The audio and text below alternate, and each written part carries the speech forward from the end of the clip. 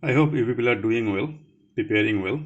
Chapter 8 Motion, page number 120, continuation, question number 10. A particle returns to its starting point after 1 hour. What is its displacement and average velocity? So the particle started from a point, going like this, came back to the same point. So since displacement is the shortest distance between initial and final position, so displacement will be 0 here because he came back to the same point. If displacement is 0, then average velocity also 0. Now question number 11. Car is going to start from rest to this much in 9 seconds. So rest means u will be 0, meter second to the power minus 1. V will be this one. Timing 9 seconds. Asking question, acceleration how much? You can use this first equation of motion also. V equals to u plus at. V you put, u is 0, a into 9 seconds. 0 leave it. 9 seconds being this side, it will come down. After cancellation, acceleration is coming 3 meters second to the power minus 2. That is your average acceleration. Now question number 12. Here also a test car was slowed from this much meter second to the power minus 1 to the rest. That means this time this will be your u for initial velocity. Rest means final velocity will be 0. Timing is given this 0.40.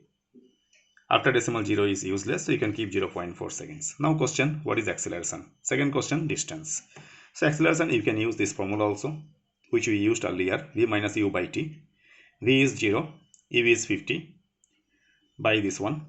0 leave it, so minus 50 meter second to the power minus 1 by 0.4 seconds. Remove this decimal, downside 4, upside 10 will come up. After adjustment, it is minus 125 meter second to the power minus 2. Now as per second equation of motion, s is equal to ut plus half at square. u is 50, timing is 0.4 seconds. Acceleration also we got it, timing 0.4 seconds whole square. This multiplication is coming 20.0. This square is coming 0.16, then cancellation by 2. After multiplication, this is coming 10 because 0 already cancelled because of decimal. Subtraction 10 meter. So distance travelled by the car is 10 meter. Number 13. State which of the following situations are possible. Give example.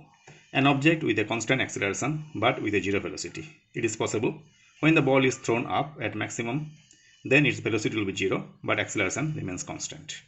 Second, an object moving in a certain direction with an acceleration in the perpendicular direction. This is also possible when a car moves in a circular path. Every time its direction will change in a perpendicular direction. Now question number 8. Speed time graph is given in this figure. You have to study this figure properly. This is your timing, this is your speed, numbers are already indicated, and curve is given like this. Question, find how far does car travel in the first 4 seconds. First 4 seconds means here to till this much. So here to till this much, we know that from velocity time graph we can get the distance by calculating this respective area. So we will follow this particular portion and we should design this one because they told us to set this. So we should design this. This one we will consider like a triangular part. Of course it is not a triangle, but you can imagine this will be your base, this will be your height.